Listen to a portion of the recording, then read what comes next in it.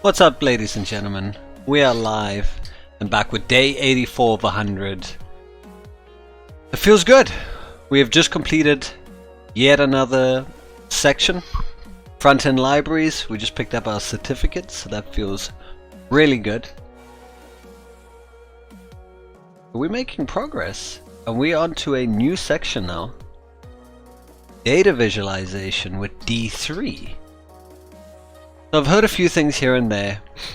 It's basically a means to visualize your data. Haha, you know, because it's in the title. So D3JS, or D3, stands for Data-Driven Documents. That's why it's 3 Ds. Data-Driven Documents. D3 is a JavaScript library to create dynamic and interactive data visualizations in the browser. It's built to work with common web standards, namely HTML, CSS, and Scalable Vector Graphics, or SVG. D3 takes input and maps it into a visual representation of that data. It supports many different data formats. D3 lets you bind or attach the data to the Document Object Model, DOM. You use HTML or SVG elements with D3's built-in methods to transform the data into a visualization. D3 gives you a lot of control over the presentation of data. This section covers the basic functionality and how to create visualizations with the D3 library. And with that, let's go to the first lesson. So let us add document elements with D3. D3 has several methods that let you add and change elements in your document. The select method selects one element from the document. It takes an argument for the name of the element you want and returns an HTML node for the first element in the document that matches the name. Here's an example. Anchor equal to d3.select a. The above example finds the first anchor tag on the page and saves an HTML node for it in the variable anchor. You can use the selection with other methods. The D3 part of the example is a reference to the D3 object, which is how you access D3 methods. Two other useful methods are append and text. The append method takes an argument for the element you want to add to the document. It appends an HTML node to a selected item and returns a handle to that node. The text method either sets the text of the selected node or gets the current text. To set the value, you pass a string as an argument inside the parentheses of the method. Here's an example that selects an unordered list, appends a list item, and adds text. d3.select ul.append list item.text, very important item. D3 allows you to chain several methods together with periods to perform a number of actions in a row. Use the select method to select the body tag in the document, then append an h1 tag to it, and add the text learning D3 into the h1 element. Birani, hey! How's it going? Finally onto a new section, huh? I won't be able to help you? That's not a problem. We should have everything we need right here. And I think we've come a long way, so we should be able to troubleshoot far easier. And all it really is data manipulation with JSON objects, so I think after React we're good. Okay, so we need to use the select method. So D3 has a select method to select the body tag. Okay, so we want to do body. Oh, hold on. We have to have the D3 object. So D3.select body, and then append. So append as a method an h1 tag. So append an h1, and then inside of that h1 we're gonna have text, which is gonna be learning D3. Oh wow, look at that. That's pretty cool. So we select the body, and then we add an h1 element. That's pretty cool. So it probably does like document dot add element will add node and add the text node. That's cool. And then inside of that, so because it's chained, the text will belong to the parent, which in this case the h1. That's awesome. On to the next one. Select a group of elements with D3. D3 also has the select all method to select a group of elements. Oh, so kind of like query selector. It returns an array of HTML nodes, yep, exactly like query selector, for all the items in a document that match the input string. Here's an example to select all the anchor tags in a document. Anchor is equal to d3.select all a. It's literally like query selector. Like the select method, select all supports method chaining, and you can use it with other methods. Select all of the list item tags in a document and change their text to list item by chaining the .text method. Okay, so always start with d3. Then we need to select all. Which elements did they want? They wanted the list item elements, and then set the text to be list item. Ah, look at that. Could we have done that with query selector, I wonder?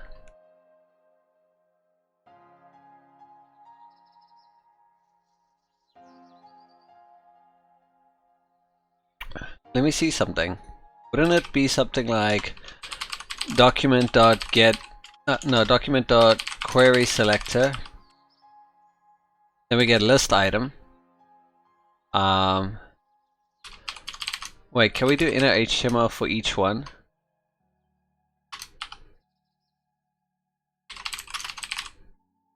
Oh, that only changed the first one. Oh, because yeah, that oh, I see what they're doing. That's smart. Because this will return a. Oh wait, no, I didn't do query selector all. Was it query selector or query? There was something. There was a query selector all. I remember exactly. Oh, it was all. It was query selector all, but the problem is that returns an array, or an array-like object. So then you'd have to do something with that first and then change it. So you do something like const items equal to document.query selector or list items, so that gives you that, and then you can do items for each item, and then you would do item.inner HTML equal to list item. So that's how you do it in vanilla JavaScript. There's probably more efficient, quicker ways, but that's just one example, you see. Whereas in D3, you could just do d3.select all. So it's kind of like the query selector all combined with like a for each for each item there. So when you do select all .text, it's going to apply .text to every single item that it matches. Unlike query selector all, which will give you the will return a list, but it doesn't do something to everything in that list. That's pretty cool, huh? Anyway, let's just do that and pass the test. Okay, work with data in D3. The D3 library focuses on a data-driven approach. When you have a set of data, you can apply D3 methods to display it on the page. Data comes in many formats, but this challenge uses a simple array of numbers. The first step is to make D3 aware of the data. The data method is used on a selection of DOM elements to attach the data to those elements. The data set is passed as an argument to the method. A common workflow pattern is to create a new element in the document for each piece of data in the set. D3 has the enter method for this purpose. When enter is combined with the data method, it looks at the selected elements from the page and compares them to the number of data items in the set. If there are fewer elements than data items, it creates the missing elements. Oh! Here is an example that selects a URL element and creates a new list item based on the number of entries in the array. We got our dataset ABC, d3.select, ul.select all, list items, data dataset, enter, append, list item, text, new item. It may seem confusing to select elements that don't exist yet. This code is telling D3 to first select the unordered list on the page, next select all list items which return an empty selection, then the data method reviews the dataset and runs the following code 3 times, once for each item in the array. The enter method sees that there are no list item elements on the page, but it needs 3, one for each piece of data in the dataset. New list item elements are appended to the unordered list and have the text new item. Huh.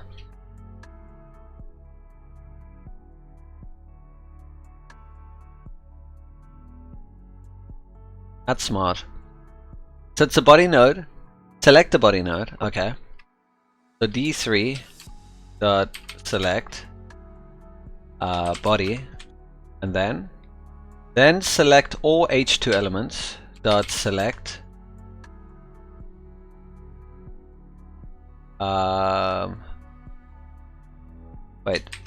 select all H2 elements, and then have D3 create and append an H2 tag for each item in the dataset array. So data set, enter, append, and you want that to be inside of in the H2. Okay.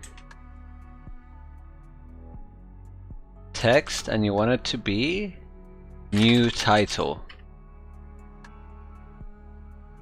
Oh, so for each item in the dataset, got a corresponding new title. That's cool.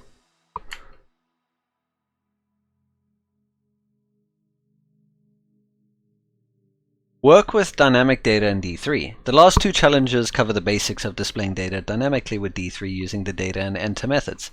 These methods take a dataset and, together with the append method, create a new DOM element for each entry in the dataset. In the previous challenge, you create a new H2 element for each item in the dataset array, but they all contain the same text new title. This is because you have not made use of the data that is bound to each of the H2 elements. The D3 text method can take a string or a callback function as an argument. Oh, selection.text. In the example above, the parameter D refers to a single entry in the dataset that a selection is bound to.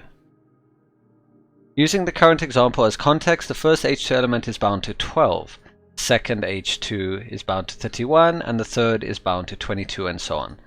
Change the text method so that each H2 element displays a corresponding value from the dataset array with a single space and USD. For example, the first heading should be 12 USD. Okay, so it should be new title, then a space. Wait. Oh, so it shouldn't say new title. It should just be, so it's bound.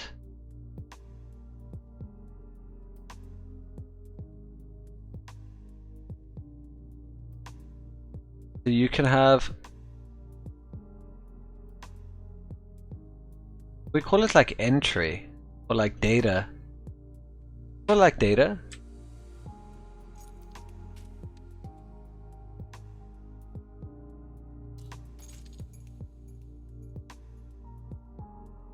And oh, that's interesting.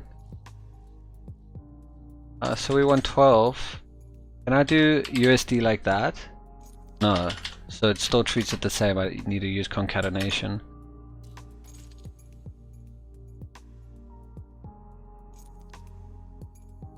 Okay. So you can refer to that for each one. So it's kind of like a for loops current version. So you can always treat that like a for loop. Then you get data, and then it's arrow function, get the output data plus whatever else. In this case we want the USDs like they said. Cool. Add inline styling to elements. D3 lets you add inline CSS styles on dynamic elements with the style method. The style method takes a comma separated key value pair as an argument. Here's an example to set the selection's text color to blue. Almost like React, but not quite. Almost like jQuery, like so many others. But it has its own style method. Okay, so color, blue. Add the style method to the code in the editor to make all the display text have a font family of Verdana.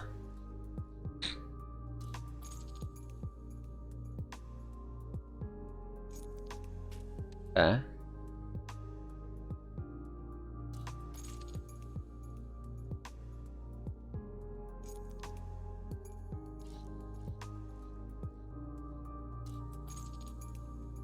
Thing.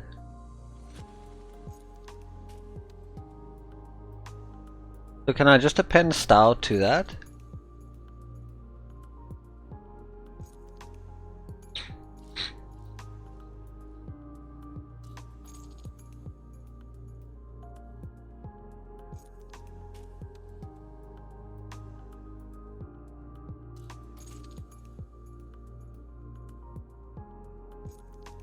Wait, do we do D3 selection? It can't be D3.style, can it? Let's see if we do color. Does it still have access to that? I don't think so. Don't we have to add a dot there? So add dot style. Like that.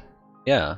But then why does it want us to add the code below this line, but we need to still continue chaining the method there? How else do we access D3? Weird. And I can't do D3.style. Selection. They refer to selection. If I had that as a variable, maybe, but we don't. So I think we're just gonna have to chain it. It's not gonna be below this line like they wanted to. So we want font family Verdana. Probably like case. There we go. Change styles based on data. D3 is about visualization and presentation of data. It's likely you'll want to change the styling of elements based on the data. You can use a callback function in the style method to change the styling for different elements. Oh. For example, you may want to color a data point blue if it has a value less than 20 and red otherwise. You can use a callback function in the style method and include the conditional logic. The callback function uses the D parameter to represent the data point. The data point or whatever, yeah. Logic that returns a color based on a condition. Oh, and then you just check if D this, then do that, else do that. The style method is not limited to setting the color. It can be used with other CSS properties as well. Add the style method to the code in the editor to set the color of the H2 elements conditionally.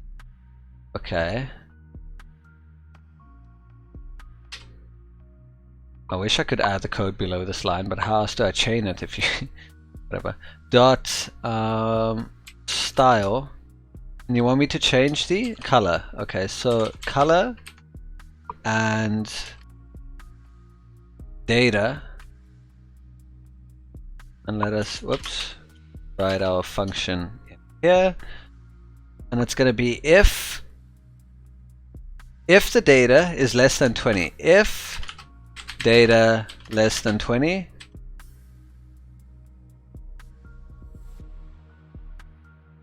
How do we do that? Return? Do we have to return?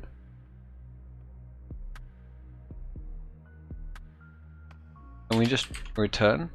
Return red. Oh, there you go. Else? What's the else? Return green. There you go. Red and green. That's so cool.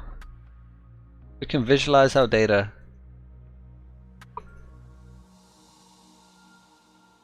The weird part using libraries, because then you can either get very comfortable with JavaScript or you have to go learn an entire new library.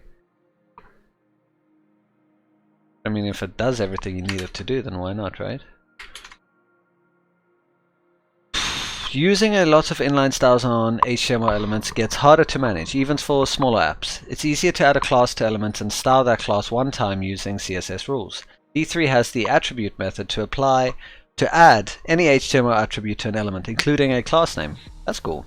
The attribute method works the same way that style does. It takes comma-separated values and can use a callback function. Here's an example to add a class of container to a selection. Selection.attribute class container. Add the attribute method to the code in the editor and put a class of bar on the div elements.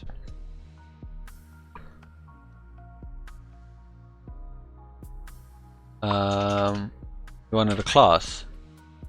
Yeah, class bar. There you go. We got one bar. Update the height of an element dynamically. The previous challenges covered how to display data from an array and how to add CSS classes. You can combine these lessons to create a simple bar chart. There are two steps to this. 1. Create a div for each data point in the entry or in the array. And 2, give each div a dynamic height using a callback function in the style method that sets height equal to the data value. Recall the format to set a style using a callback function. Selection.style, CSS property, the data point. Add the style method to the code in the editor to set the height property for each element. Use a callback function to return the value of the data point with the string pixel added to it.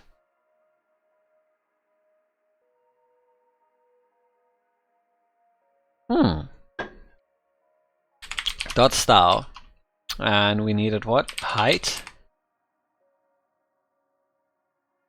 I'm gonna call this data. Return data plus pixels. Look at that. We actually don't even need this on multiple lines, but it's fine. Whatever, could have done a single line. How cool is that? You can literally see each one have a different height. That's really smart. Data visualization and changing the presentation of a bar chart. The last challenges created a bar chart, but there are a couple of formatting changes that could improve it. 1. Add space between each bar to visually separate them, which is done by adding a margin to the CSS for the bar class. 2. Increase the height of the bars to better show the difference in values, which is done by multiplying the value by a number to scale the height. First, add a margin of 2 pixels to the bar class in the style tag. So you want me to add a margin of 2 pixels. Cool, done. Next, change the callback function in the style method so it returns a value of 10 times the original data value plus the pixels. Okay, so d times 10 plus pixels. Oh ho! Look at that, it's a big boy now. Note, multiplying each data point by the same constant only alters the scale. It's like zooming in, and it doesn't change the meaning of the underlying data. Of course. There we are. So far so good, huh? So bad. Learn about SVG in D3. SVG stands for Scalable Vector Graphics. Here, scalable means that if you zoom in or out on an object, it would not appear pixelated. It scales with the display system, whether it's on a small mobile screen or a large TV monitor. SVG is used to make common geometric shapes. Since D3 maps data into a visual representation, it uses SVG to create the shapes for the visualization. SVG shapes for a web page must go within an HTML SVG tag. CSS can be scalable when styles use relative units such as vertical height, vertical width, or percentages, but using SVG is more flexible to build data visualizations. Add an SVG node to the body using append. Give it a width attribute. Okay, so we need to add an SVG node to the body using append. So append SVG, okay. Give it a width attribute set to the provided width constant. Okay, so we need to do dot style width, and the width constant is W, and give it a height constant. Okay, height. Can I not do that? Can I not combine them?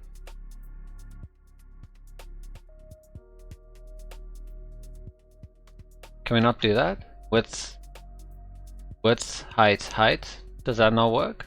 No? Or is that fine? Is that 500 by 100? That's 300 by 150. Can I not change them?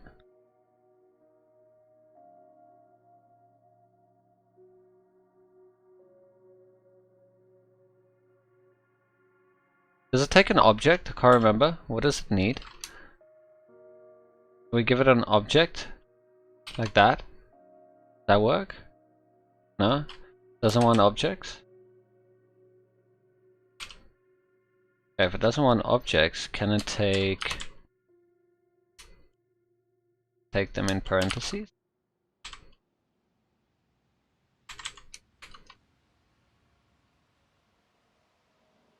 No? Still doesn't like that? Why do you want me to do multiple ones? Don't tell me I have to like change style again. That would be silly. They didn't show us how to do multiple. Can I do width height? Oh, what if it's width height, like, in one? And then the next one is width height. What do I have to do width height?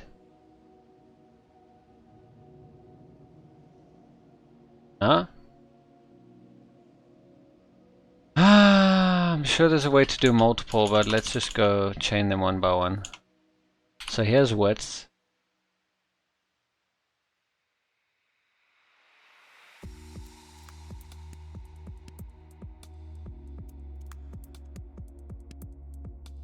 What if I do width and height? What about width plus height? This thing. What if I do width height like that? Nope. Okay, fine. Fine. You win. Okay, there. I'm gonna just freaking chain another one. That's so dumb, but whatever. Height and height. There you go. Okay, now that we've struggled around with that for a bit.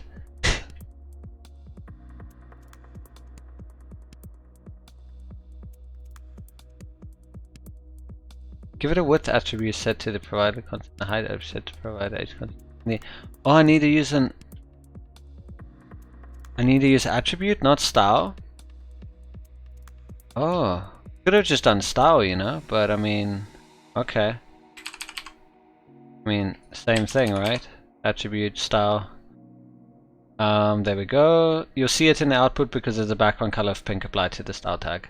Width and height attributes do not have units. This is a building block of scaling. The element will always have a 5:1 width to height ratio, no matter what the zoom level is. Cool. There we go. Display shapes with SVG. The last challenge created an SVG element with a given width and height, which was visible because it had a background color applied to it in the style tag. The code made space for the given width and height. The next step is to create a shape to put in the SVG area. There are a number of supported shapes in SVG, such as rectangles and circles. They are used to display data. For example, a rectangle, rect, SVG shape could create a bar in a bar chart. When you place a shape into the SVG area, you can specify where it goes with X and Y coordinates. The origin point of 0, 0 is in the upper left corner. Positive values for X push the shape to the right, and positive values for Y push the shape down from the origin point. To place a shape in the middle of the 500 width by 100 height SVG from last challenge, the X coordinate would be 250 and the Y coordinate would be 50. An SVG rect has 4 attributes. There are an X and Y coordinates for where it is placed in the SVG area. It also has a height and width to specify the size. Add a rect shape to the SVG using append. Okay, so dot append. Can we do rect? I don't think we can do rect, can we?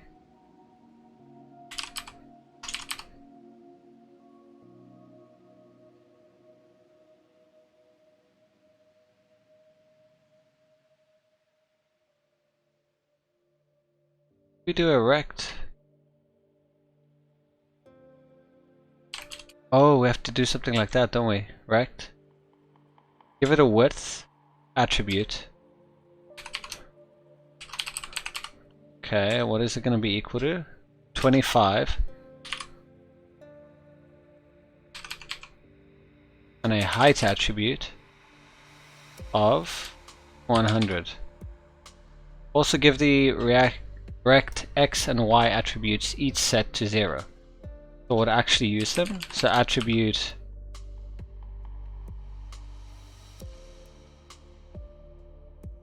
X 0 Y 0. Now I have a feeling it might not be rect like that. Oh, there you go. It needed to just be rect. There it is. So if I had this at like 25, it would move down. If I move that to 50, now it'll be in the middle. Wow. Interesting. Okay. Is that it? Create a bar for each data point in the set. The last challenge added only one rectangle to the SVG element to represent a bar. Here you'll combine what you've learned so far about data, enter, and SVG shapes to create and append a rectangle for each data point in dataset. A previous challenge showed the format file to create and append a div for each item in dataset. There are a few differences working with rect elements instead of divs. The rectangles must be appended to an SVG element, not directly to the body. Also, you need to tell D3 where to place each rectangle within the SVG area. The bar placement will be covered in the next challenge. Use the data, enter, and append methods to create and append a rectangle for each item in dataset.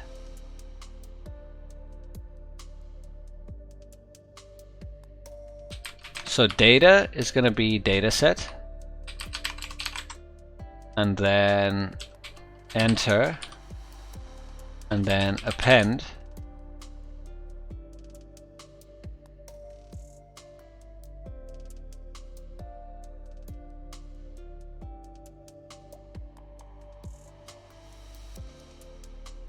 Should be rect, and then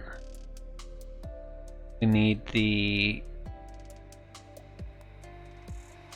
done that, and we need to tell where to place each rectangle within the SVG area. So I assume, what are these? 12, 31, 22, 25, 18. These just the data set points.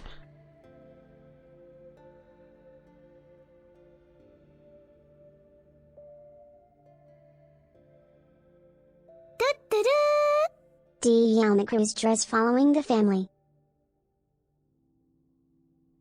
Jalma Cruz, hey! Thank you so much for the follow, I really appreciate that. Welcome.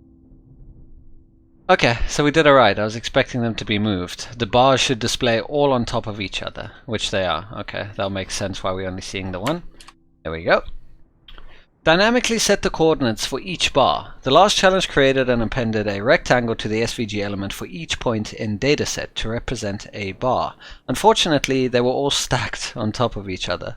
The placement of a rectangle is handled by the X and Y attribute. They tell D3 where to start drawing the shape in the SVG area. The last challenge set them each to 0, so every bar was placed in the upper left corner. For a bar chart, all of the bars should sit on the same vertical level, which means the Y value stays the same, at 0 for all bars. The X value, however, needs to change as you add new bars. Remember that larger X values push items further to the right. As you go through the array elements in dataset, the X value should increase. The attribute method in D3 accepts a callback function to dynamically set that attribute. The callback function takes two arguments, one for the data point itself, usually D, and one for the index of the data point in the array. The second argument for the index is optional. Here's the format. DI, D is the data point value, I is the index of the data point in the array. It's important to note that you do not need to write a for loop or use for each to iterate over the items in the dataset. Recall that the data method passes the data set, and any methods that's chained after data is run once for each item in the data set. Change the X attribute callback function so that it returns index times 30. So over here, we want to return I times 30. Look at that. Each bar is a width of 25, so increasing each X value by 30 adds some spaces between the bars. Any value greater than 25 would work in this example. Because the width is 25. So if we had it at 25, they would exactly touch each other. So having it at 30 means we've got a 5 space, space between them. So if we inspect this, this should be 25. Well, yeah, okay. Cool. Dynamically change the height of each bar. The height of each bar can be set to the value of the data point in the array, similar to how the X value was set dynamically. Change the callback function for the height attribute to return the data value times 3. Remember that multiplying all data points by the same constant scales the data, like zooming in. It helps to see the difference between bars in this example, especially when they're smaller. So we're going to return I times 3. Wow, look at that. So it's 12, 31, 22, 17. Interesting.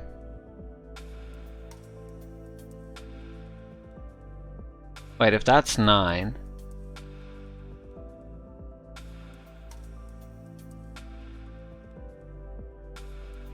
But the last one is 9. Why is it so small?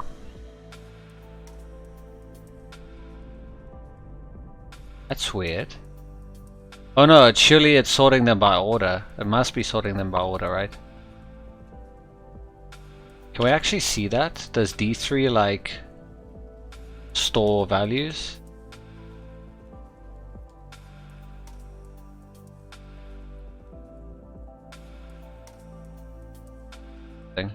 Doesn't.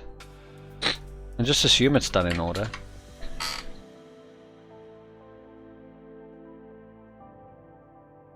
Wait, what? Change the callback function for the height attribute to return a data value. So that's height. Oh, the data value, not the index value. Data times 3. That's why it look weird. Okay, that makes sense. The index. Neither made it look weird. Okay, that makes sense now. 12 there and that's a 9. Okay, good. Whew. Invert SVG elements. Yeah, I'd like to invert it because it looks weird coming down. We want it going up, don't we? You may have noticed that the bar chart looked like it's upside down or inverted. This is because of how SVG uses XY coordinates. In SVG, the origin point for the coordinates is in the upper left corner. An X coordinate of 0 places a shape on the left edge of the SVG area. A Y coordinate of 0 places a shape on the top edge of the SVG area. Higher X values push the rectangle to the right, and higher Y values push the rectangle down. To make the bars right side up, you need to change the way the Y coordinate is calculated. It needs to account for both the height of the bar and the total height of the SVG area. The height of the SVG area is 100. If you have a data point of 0 in the set, you would want the bar to start at the bottom of the SVG area, not the top. To do this, the Y coordinate needs a value of 100. If the data point value were 1, you would start with a Y coordinate of 100 to set the bar at the bottom. Then you need to account for the height of the bar of 1, so the final Y coordinate would be 99. The Y coordinate, that is Y, equal to height of SVG minus height of bar, would place the bars right side up. Change the callback function to the Y attribute to set the bars right side up. Remember that the height of the bar is 3 times the data value of D. In general, the relationship is Y equal to H minus M times D, where M is the constant that scales the data points. Okay, do we have Y? Are we using Y as a constant? We are.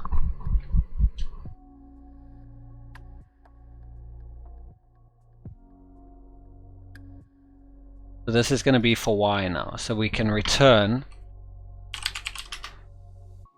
the height of the SVG. So it's H. Wait, it's not H, it's D, right?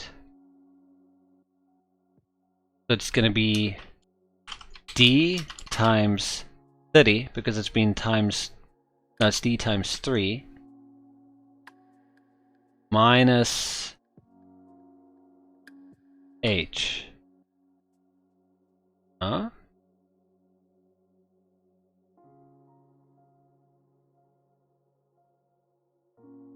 Not the height of the SVG, just D times 3.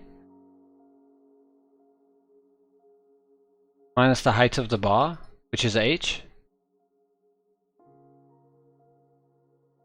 Change the callback function for the Y attribute to set the bars right side up. Remember that the height of the Y is 3 times the data value, D. In general, the relationship Y equal to H minus M. Oh, it's different now? It's not that? What? The height minus, where M is a constant that scales the data points.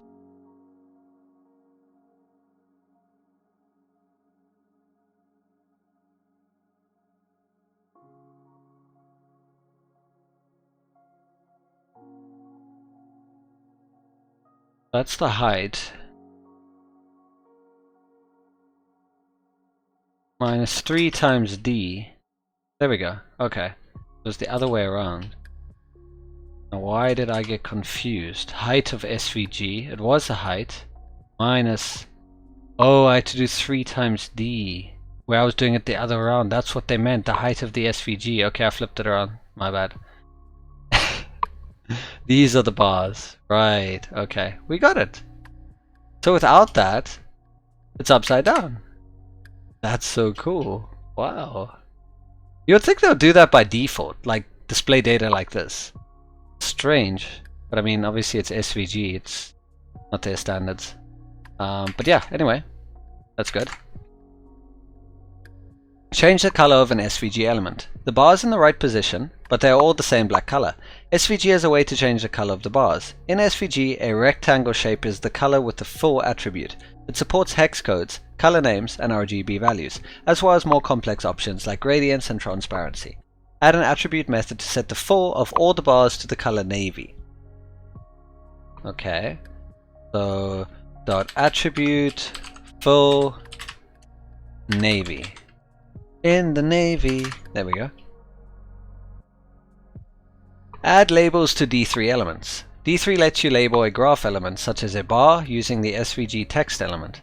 Like the rectangle element, a text element needs to have an X and Y attributes to place it on the SVG canvas. It also needs to access the data to display those values. D3 gives you a high level of control over how you label your bars. The code in the editor already binds the data to each new text element. First, append text nodes to the SVG. Okay.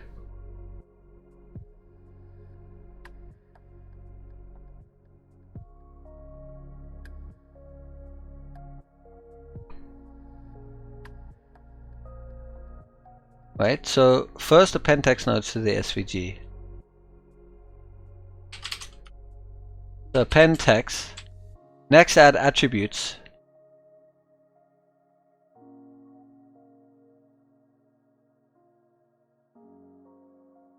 X and Y. So attribute X. They should be calculated the same way as rectangle ones. Except the Y for the value text should make the label sit 3 units higher than the bar.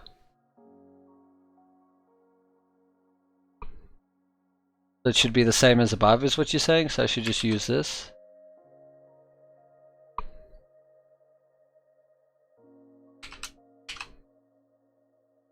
Okay, so Y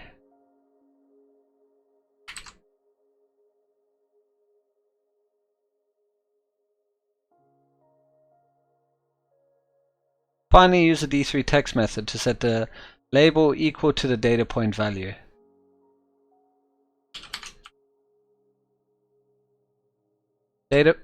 Equal to the data point value.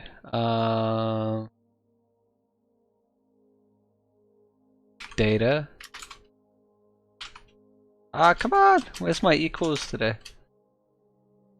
Data. Okay, and now we just need to fix it so that it is 3 units higher than the bar. 4, what was that? 4Y plus 3. Wait, what?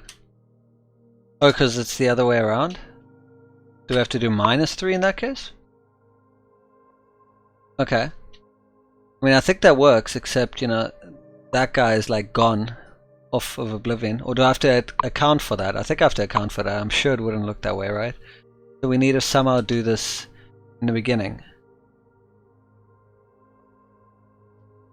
What if we did height plus 3, right? Minus 3 times D. Wait, do I have to do minus here? It ends up being the same. Is that how it's supposed to be? It just looks weird. Let's find out.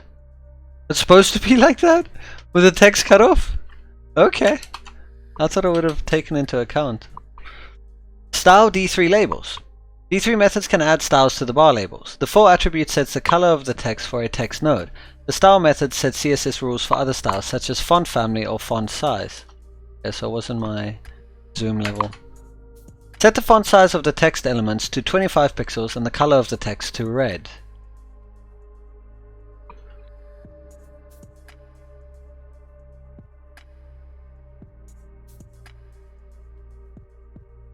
Text elements. Okay. Style. Font size. And 25. There you go. Oh, you also want me to do red. And the color of the text to red. Why can't we chain them? I mean, we can chain them. I mean, why can't we combine them? Color red.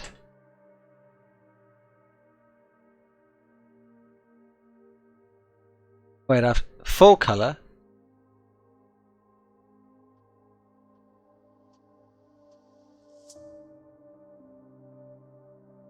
No? Attribute, full, and red.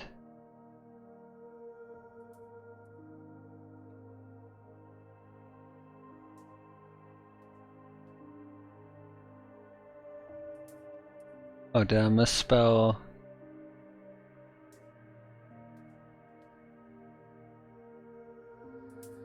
So they use full, they don't use color. Interesting. Add a hover effect to a D3 element. It's possible to add effects that highlight a bar when the user hovers over it with the mouse. So far, the styling for the rectangles is applied with the built-in D3 and SVG methods, but you can use CSS as well. You set the CSS class on the SVG elements with the attribute method. Then the hover pseudo class for your new class holds the style rules for any hover effects. Use the attribute method to add a class of bar to all the rectangle elements. This changes the full color of the bar to brown when you mouse over it. Dot attribute style. Was it style? No, it was class, right? Class bar. There we go. Cool. Good stuff. Add a tooltip to a D3 element. A tooltip shows more information about an item on a page when the user hovers over that. There are several ways to add a tooltip to a visualization. This challenge uses the SVG title element. Title pairs with the text method to dynamically add data to the bars. Append a title element under each rectangle node, then call the text method with a callback function so the text displays the data value. Okay, so we need to append title with a callback function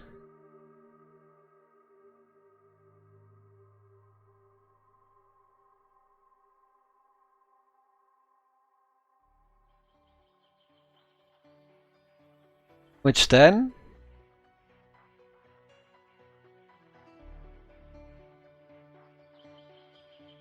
displays the data value. Where was D used?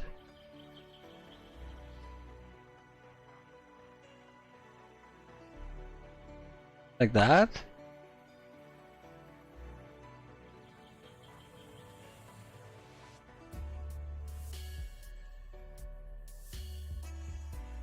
Oh, do I have to use return title?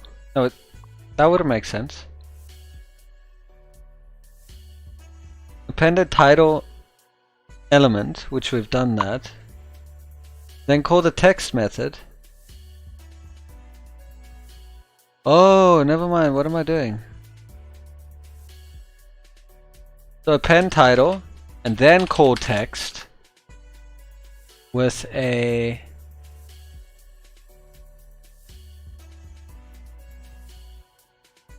okay, I got you.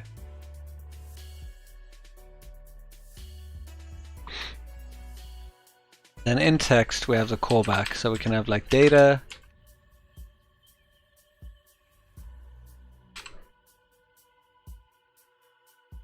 There we go. I don't need these. When you mouse over, we now see label. That's cool.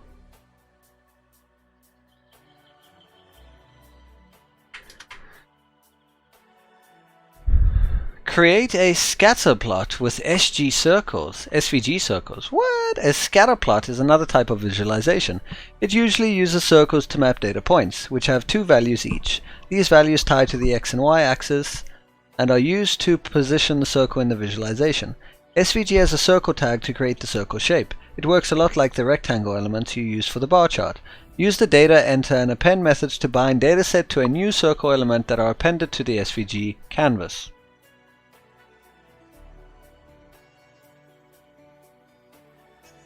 So data, data set, enter, append to where? Circle.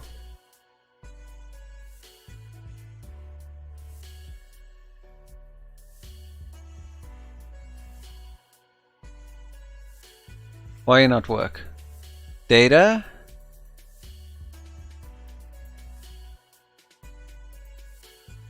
data set, dot enter, dot append, circle.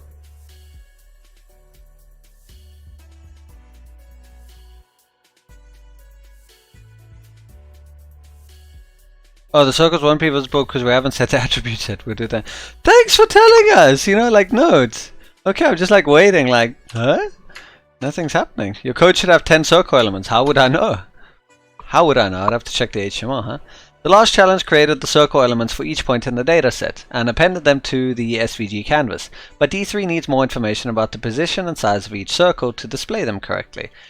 A circle in SVG has three main attributes. The CX and CY attributes are the coordinates. They tell D3 where to position the center of the shape on the SVG canvas. The radius, R attribute, gives the size of the circle. What? Just like the rectangle Y coordinate, the CY attribute for a circle is measured from the top of the SVG canvas, not from the bottom. All three attributes can use a callback function to set their values dynamically. Remember that all methods chained after data, data set, run once per item in the dataset. The D parameter in the callback function refers to the current item in the dataset, which is an array for each point. You use bracket notation like D0 to access the values in that array. Or we use the index, right? Add CX, CY, and R attributes to the circle elements. The CX value should be the first number in the array for each item in the dataset. The CY value should be based off the second number in the array, but make sure to show the chart right side up and not inverted. The R value should be 5 for all circles. Throw us in the deep end, why don't you? Okay. Dot attribute CX with a value of first number in the array.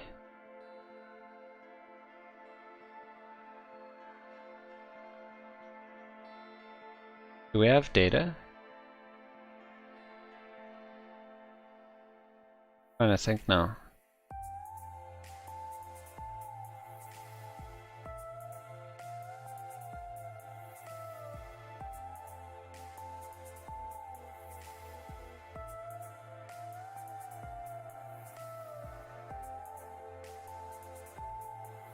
So if I do D0, is that the default?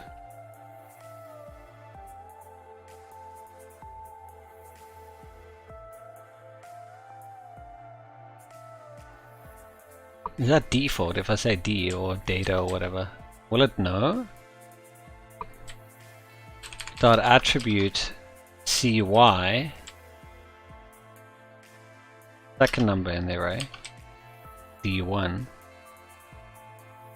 Dot attribute R for the radius, 5. Okay, but that didn't work.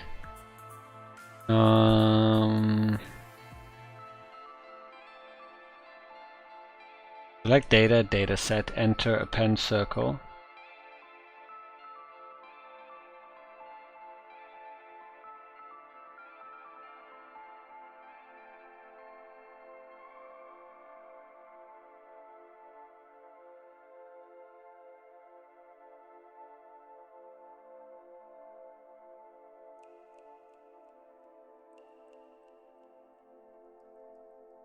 I mean, I could literally type in dataset, couldn't I? It made like, that's not even a circle. Oh, that's not the first one though. How do we access, that's not what we want. It should have been D, but why am I missing it now?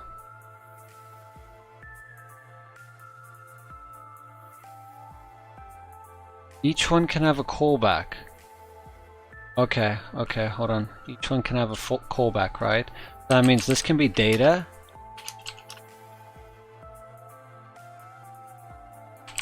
Return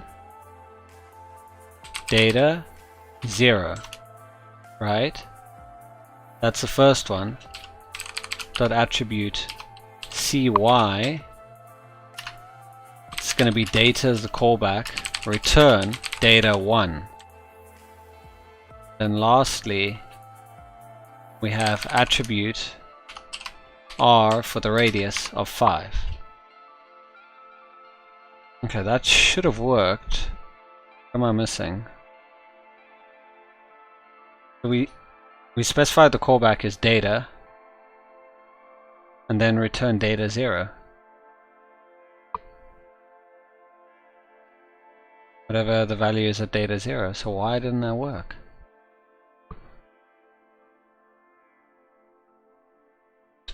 You shouldn't have to use D. It's not mapped to that, doesn't matter what you call it. But it's shorter to use D0 and D1. Then dot attribute R for the radius 5. Why didn't that work?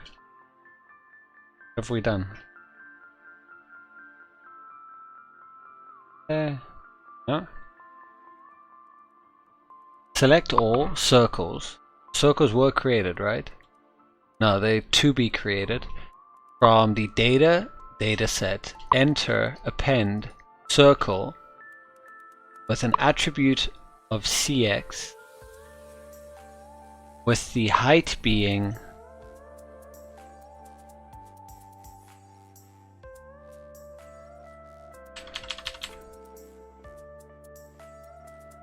I'm literally gonna have to do something like this. I shouldn't have to do this though.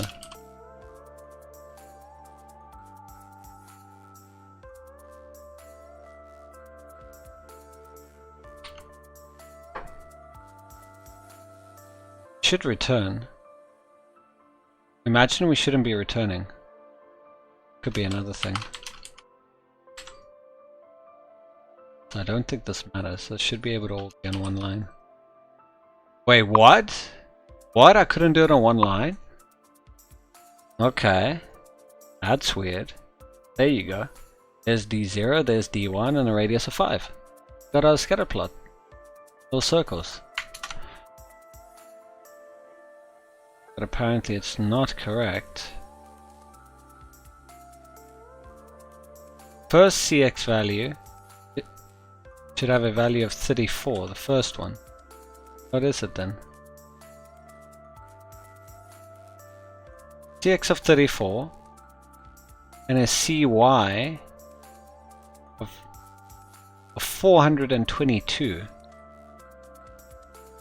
How do you get 400 and... Oh, they said something here. But make sure to show the chart right side up and not inverted.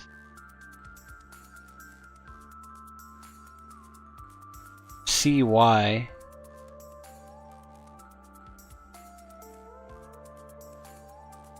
how do we do that? Formula. It's the size of it minus 500, right?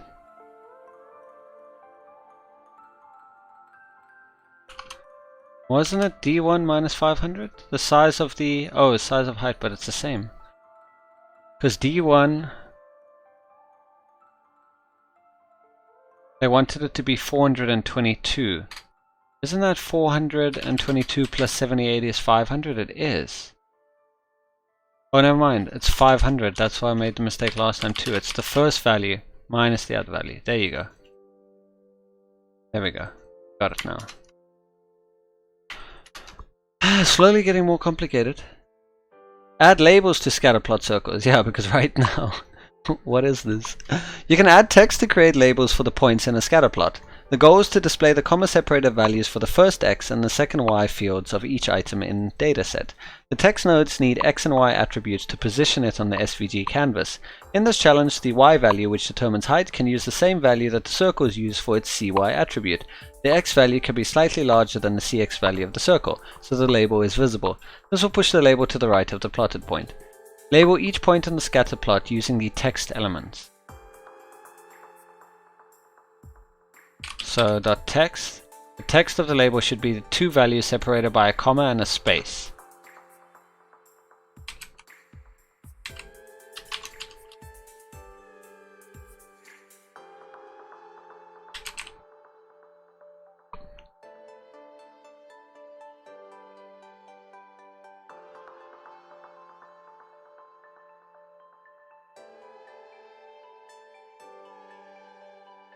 Okay, so if I just return data, it's going to put it all there. Data is 0.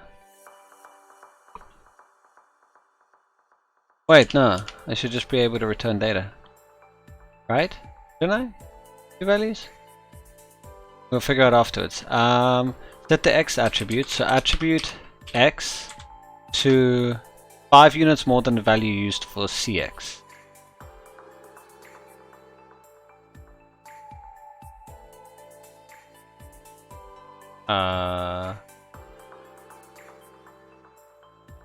Okay.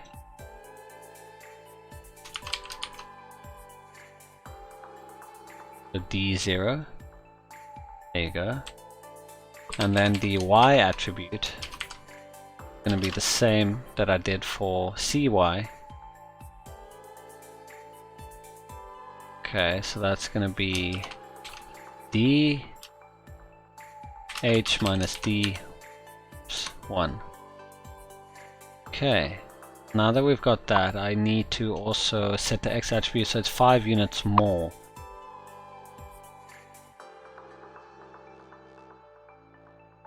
Plus 5. There you go. Not on top of it so much. I think that's it. And the requirement is 3478 separated, wait, value separated by a comma and a space. There needs to be a space. Right now there's no space. Are you serious? Okay, so data 0. I'm just gonna do this in I'm gonna return a string literal. So data 0, I want a freaking comma, and then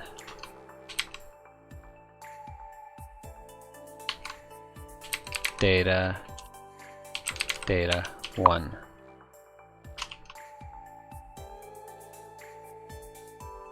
Data 0.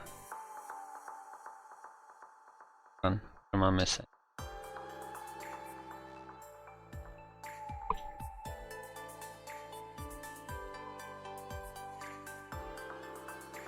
That's a comma. No, that should be fine. Oh, I missed the bracket here. There you go. Now you got your space that you so wanted. Sweet. Create a linear scale with D3. The bar and scatter plot charts both plotted data directly onto the SVG canvas. However, if the height of a bar or one of the data points were larger than the SVG height or width values, it would go outside the SVG area. In D3 there are scales to help plot data. Scales are functions that tell the program how to map a set of raw data points onto the pixels of the SVG canvas. For example, say you have a 100 by 500 sized SVG canvas and you want to plot gross domestic product (GDP) for a number of countries. The set of numbers would be in the billion or trillion dollar range. You provide D3 a type of scale to tell it how to place the large GDP values into the 100 by 500 sized area. It's unlikely you would plot raw data as is. Before plotting it, you set the scale for your entire data set so that the X and Y values fit your canvas width and height. D3 has several scale types. For a linear scale, usually used with quantitative data, there is a D3 method, scale linear. Scale equal to D3.scale linear. By default, a scale uses the identity relationship. The value of the input is the same as the value of the output. A separate challenge covers how to change this. Change the scale variable to create a linear scale, then set the output variable to the scale called input argument of 50.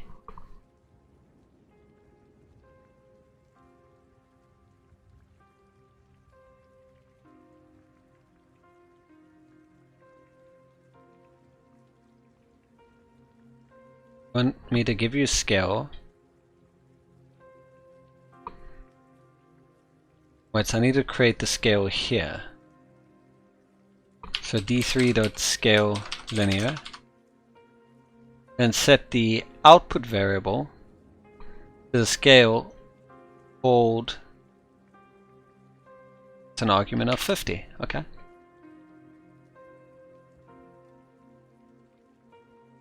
That all? I did 5. See? Matter? We're just outputting it? Oh, we're outputting, okay.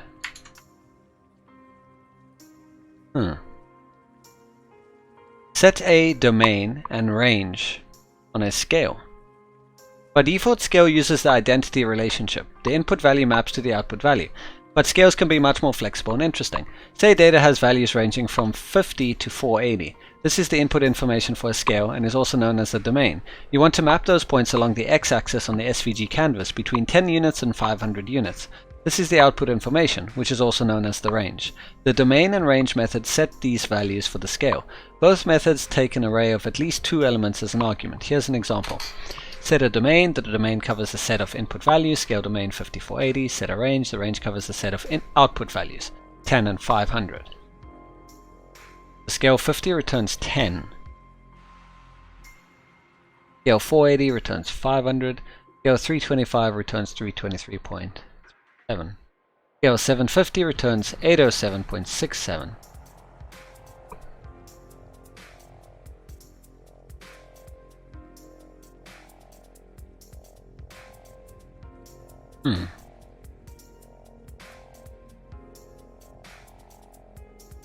Interesting.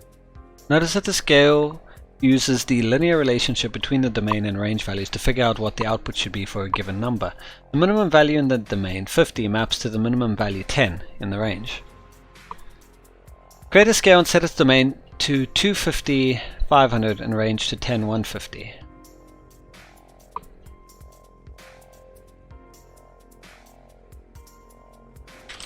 Scale domain. You want me to have a domain of 250 and 500. Help if I the right brackets. And then you want me to set a scale range to be 10, 150. You must chain the domain and range methods onto the scale variable. Or you can change the domain and range methods onto the scale variable. Oh, you mean so I could just go .range on this?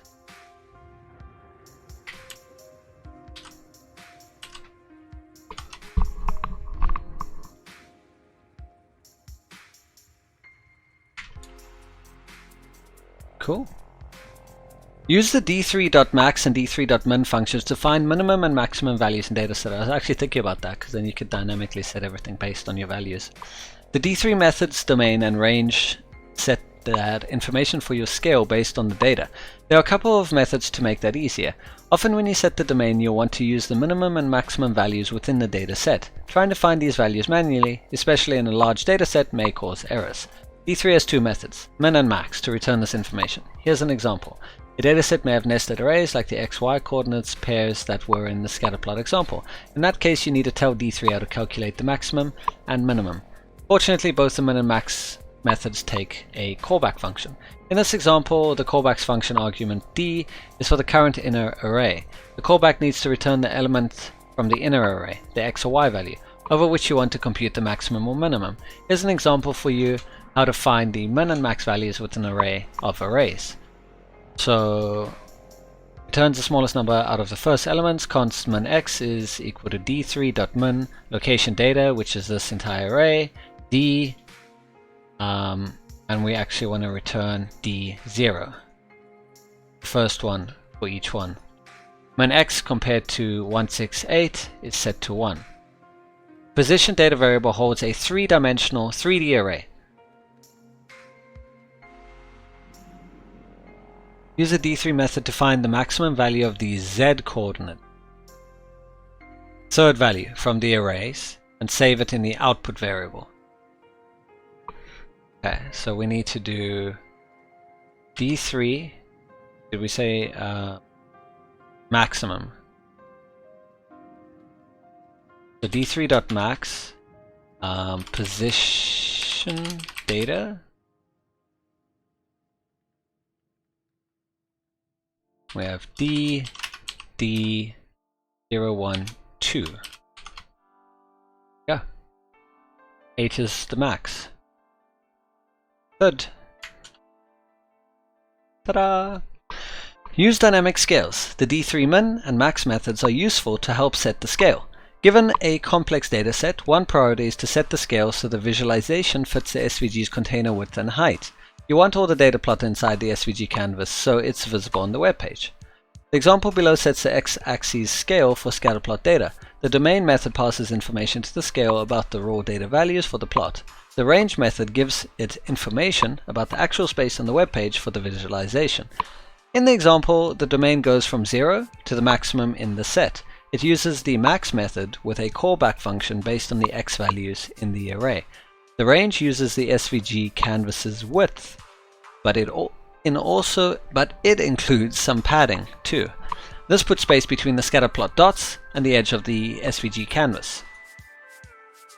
So you can see we go with the 500, and here when we're actually setting that, we got some padding as well. The padding, width minus padding, and padding is set to 30.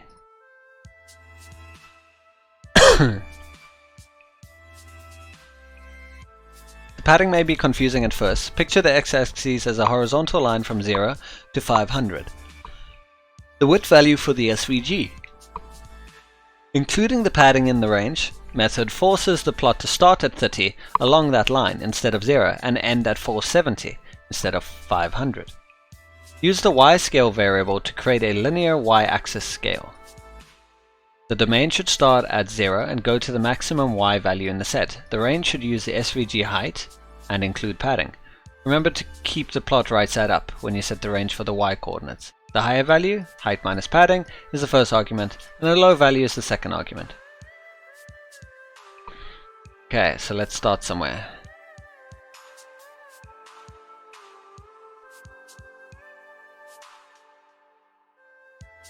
So we need to create a scale. So D3.scale linear. Okay, now that we've done that, the domain should start at 0 and go to the maximum y value in the set.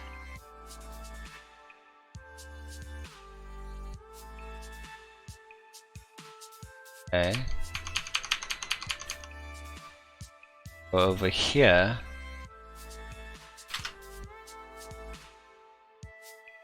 I'm going to continue this so we can do the domain. Start at 0 and go through to D3.max y value in the set. Okay, the set, data set, x and y, so the second one.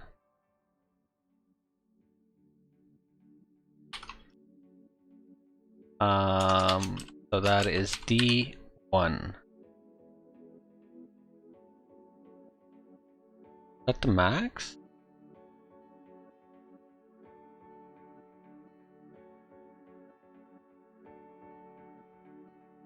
What?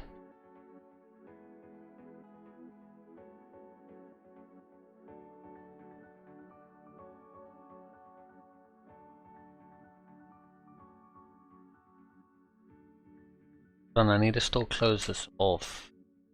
Okay, I did. There.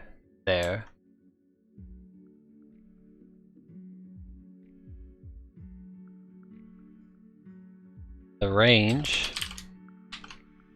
Do we have padding though? Yeah, we do have padding.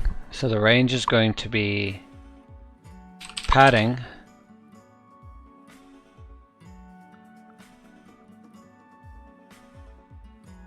so it's height h minus padding as the first argument. I think that should be fine.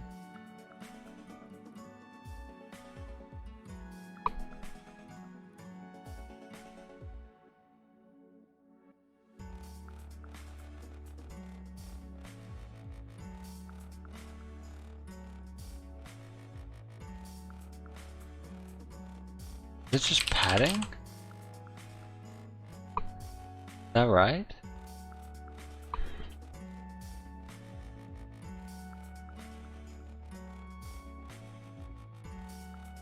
Yes. Whoo! This stuff's getting complicated fast. Use a predefined scale to place elements.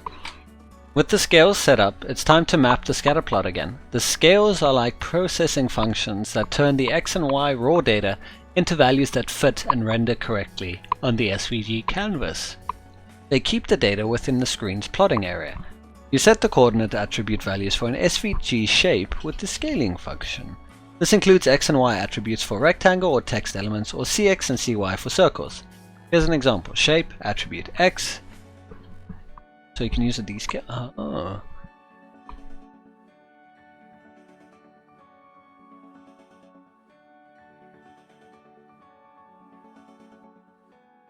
Scales set shape coordinates attributes to place the data points onto the SVG canvas.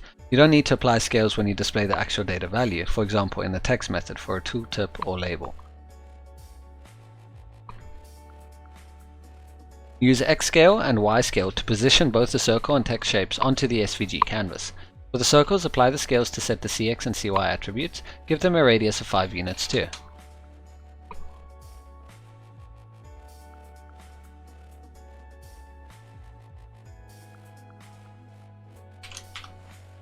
So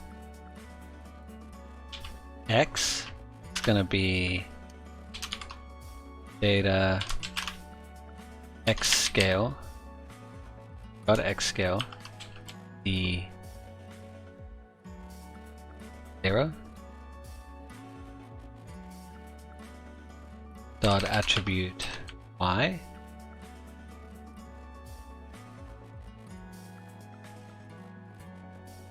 we have padding though, don't we? We have to take into account for padding.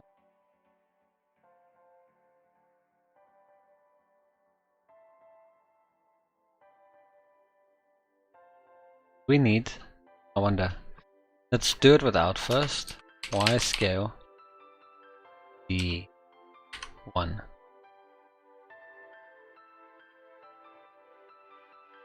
So we've done positions.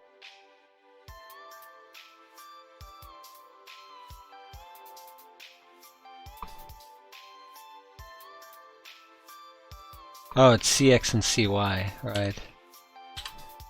Done CX and CY, cool. Give them a radius of 5. Attribute R5. Okay, now that we've done that, for the text, apply the scales to set the X and Y attribute. Okay, so I'm just going to do that, and I'm going to replace CX with just X and Y. The label should be offset to the right of the dots. To do this, add 10 units to the X data value before passing it to the X scale.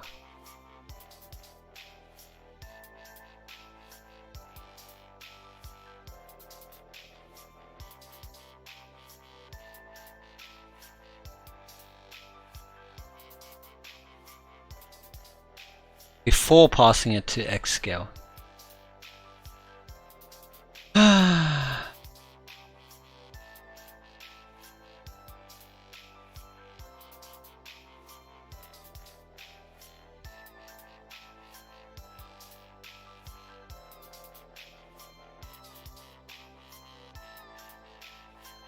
I'm gonna let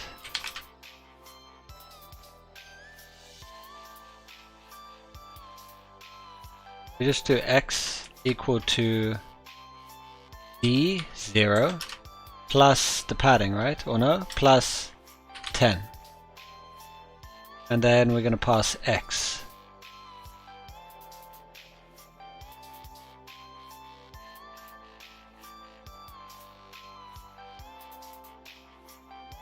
So we need to return x out of this. Yeah. Is that good? Oh, wow. Got it. I feel like we're just barely getting through this. Add axes to the visualization. Another way to improve the scatter plot is to add an x-axis and a y-axis. D3 has two methods, axis left and axis bottom, to render the y and x-axis, respectively. Axis in the plural form of axis. Here's an example to create the x-axis based on the x scale in the previous challenges. X-axis equal to d3.axis bottom x scale. The next step is to render the axis on the SVG canvas. To do so, you can use a general SVG component, the G element. The G stands for group. Unlike rectangle, circle, and text, an axis is just a straight line when it's rendered. Because it is a simple shape, using G works. The last step is to apply a transform attribute to position the axis on the SVG canvas in the right place. Otherwise, the line would render along the border of SVG canvas and wouldn't be visible. SVG supports different types of transforms, but positioning an axis needs translate. When it's applied to the G element, it moves the whole group over and down by given amounts. Here's an example. Attribute transform, translate 0 plus minus padding plus 4 x-axis. So it moves the entire group. The above code places the x-axis at the bottom of the SVG canvas. Then it's passed as an argument to the call method. The y-axis works in the same way, except the translate argument is in the form x0. Because translate is a string, in the attribute method above, you can use concatenation to include variable values for its argument. The scatter plot now has an x-axis. Create a y-axis in a variable named y-axis using the axis left method. Then render... Okay, so we want to use d3 dot axis left.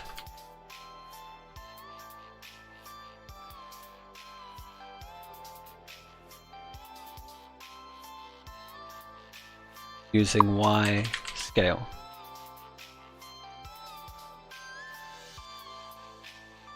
We have y scale, right? We have y scale too.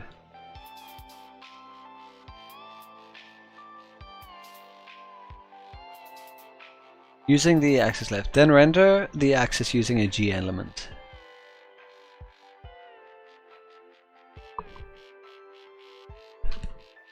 So svg.append G.attribute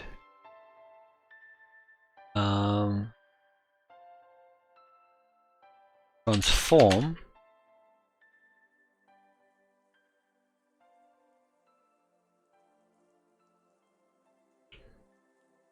and then translate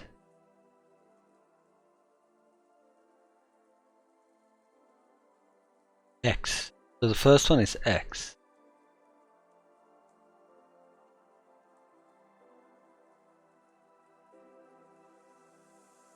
Isn't it width minus padding?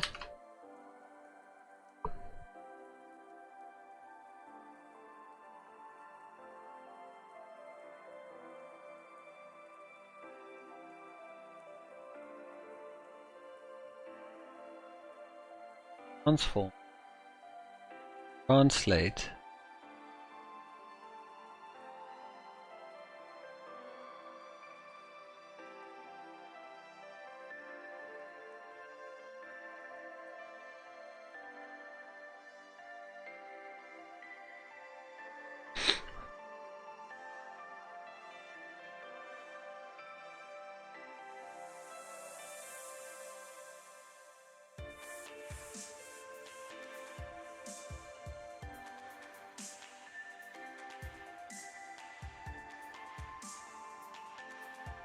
Does that work?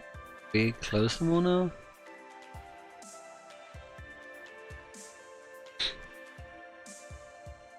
Translate.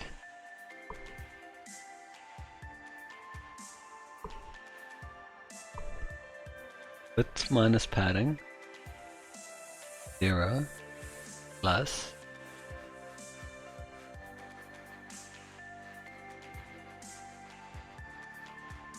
and dot call, be able to call y-axis.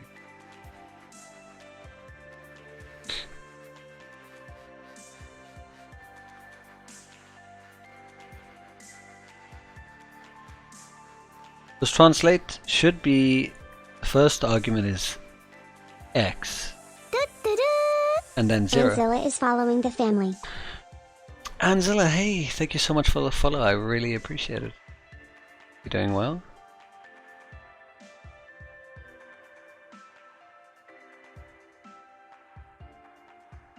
Let's just do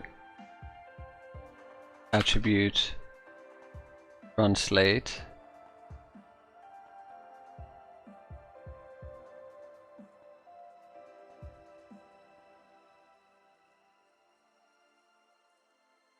This translate is a string in the attribute method above. You can use concatenation to include variable values for its argument.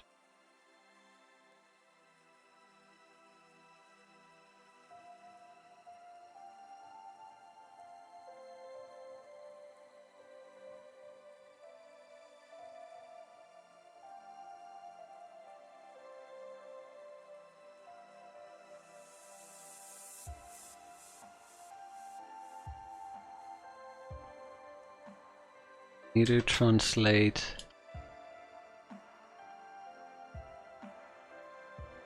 width minus padding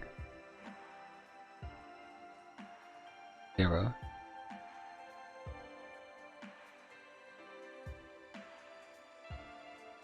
plus closing it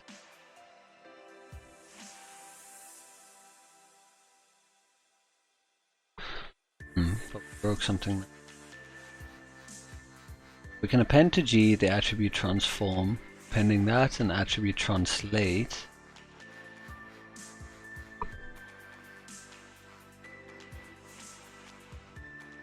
Should have given us a value. Width minus pad.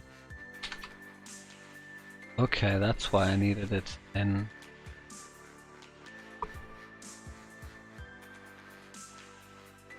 We did height minus padding. We have width 0 and then call y-axis. I had to call x-axis.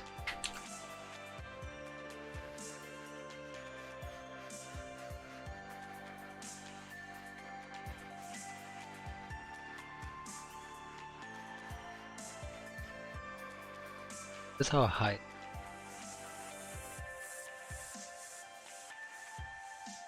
Actually, no.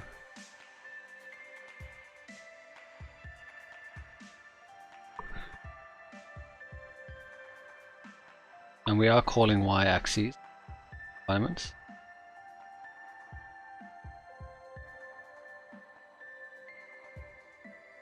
That's a blank.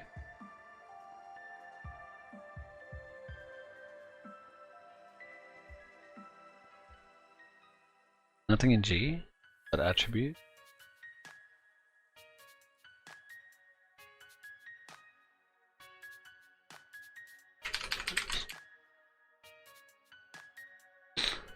Don't know what's going on.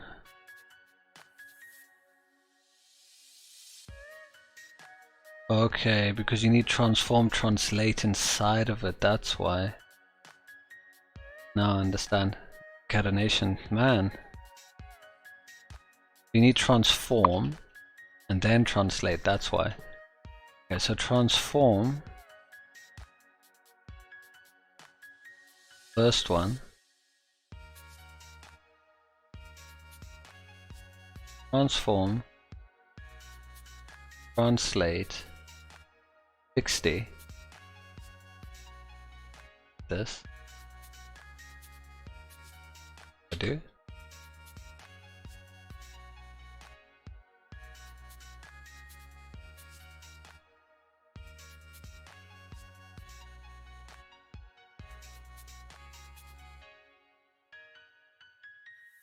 60, right?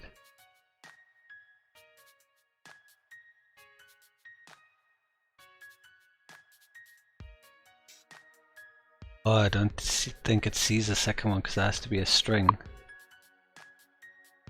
Plus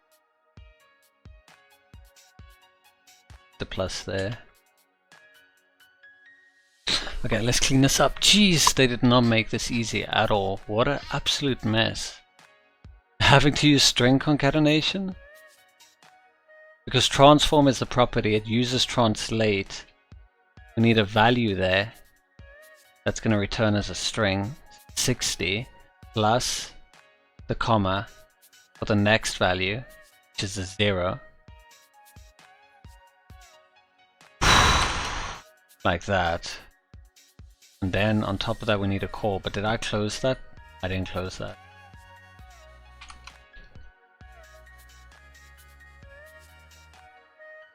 Okay, let's see what. Translate is not a function.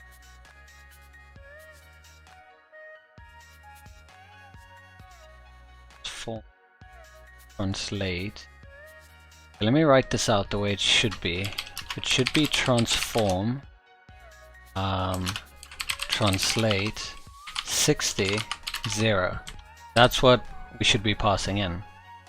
We got transform, that's the attribute. Translate, there's the opening.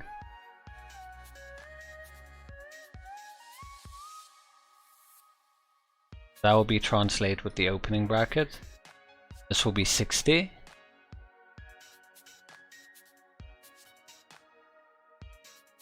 That should have the comma there. So what if I remove that and add the actual comma? Doesn't make a difference at all.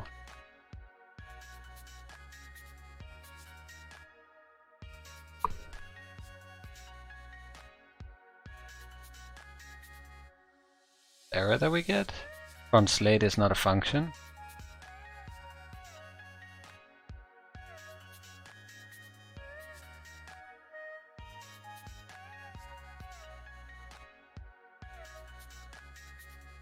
There it is right there. So translate 60 comma 0. Close.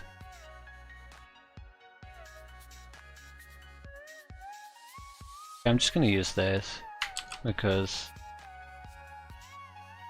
it's an absolute. If I run it now, what?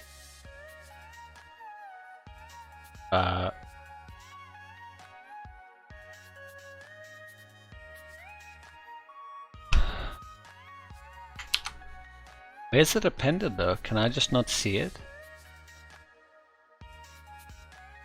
I don't see it. Where is it? We're supposed to see it and we just don't see it. I'm missing something? Like I literally see nothing.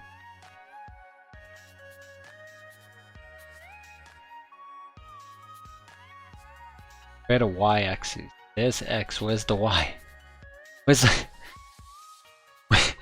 What? How can we pass if there's no y-axis? How? How does that work? svg.append_g.attribute transform translate. What if I pass in 60 here, which it should be? Should be 60 plus 0. There it is. How did we pass? How did we pass? How? There wasn't even a bar. It's glitched. You can just pass like this. Someone has probably already noted that there's an issue. Because that should have been 60 and this should have been 0. This is how it should be. How do we get this now?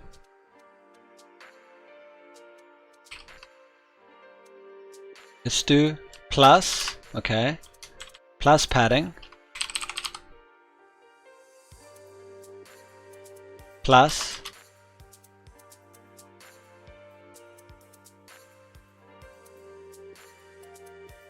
need a comma somewhere.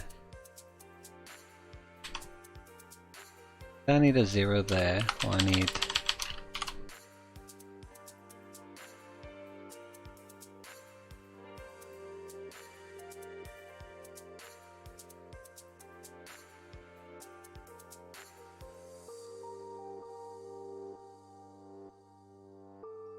that.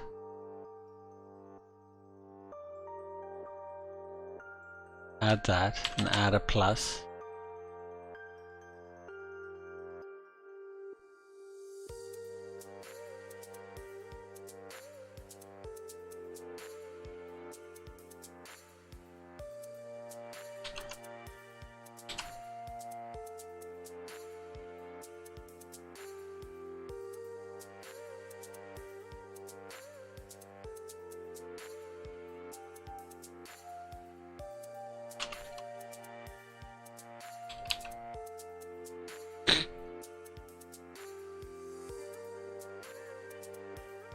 Okay, so there's a padding.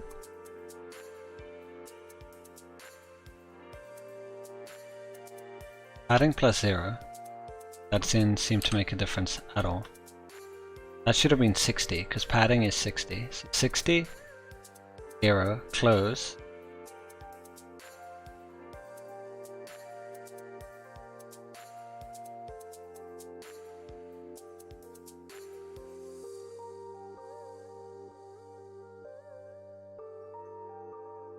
There's the opening and closing for that.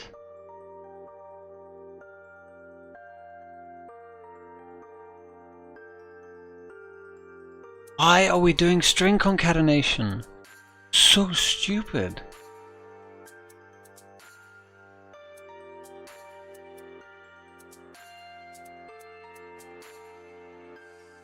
There it is. Oh, I can't tell who's at fault here. The person who wrote this, doubt it's D3, because to do string concatenation like this, really? For a transform? We could have done this outside of it in a variable. I probably should have just done that and not try to do string concatenation like this person. Anyway, there it is. We call translate, we give it the padding, and 0. There it is. This is how you should pass, not with an empty freaking bar. Anyway, there we go. We did it. Oh, we're done. No ways. That was good. That was fun. We passed D3. Introduction to D3. See where that leaves us. So we got through the entirety of D3 in just shy of an hour and 37 minutes. Not that bad. That was a lot to take in though, I'm not gonna lie. It's gonna be a lot of backtracking. JSONs and APIs, I'm really excited for this. I'm super excited, but I'm rather gonna do this on a fresh mind tomorrow sometime. Cause yeah, that's a completely different thing. Because the one thing is data visualization, the other is data retrieval. And then the third thing is obviously going to be us combining the two. I feel that's a good break there. The one part we do D3, second one we do JSON, APIs, and Ajax. Then after that we do projects. Choropleth, heat map, scatter plot, bar charts. These two are easy. We did them already. Heat map we haven't done, the choropleth we haven't done, and the tree map diagram. That'll be interesting enough. And then after that, my favorite, APIs and microservices. Woo! Managing packages with NPM, Basic Node and Express, MongoDB and Mongoose. And then APIs and microservices projects. We can do this. It's gonna be fun. And there's information security and quality assurance. I wonder how that will go. I mean, we'd have to do this, so yeah. I can't wait. It's gonna be fun.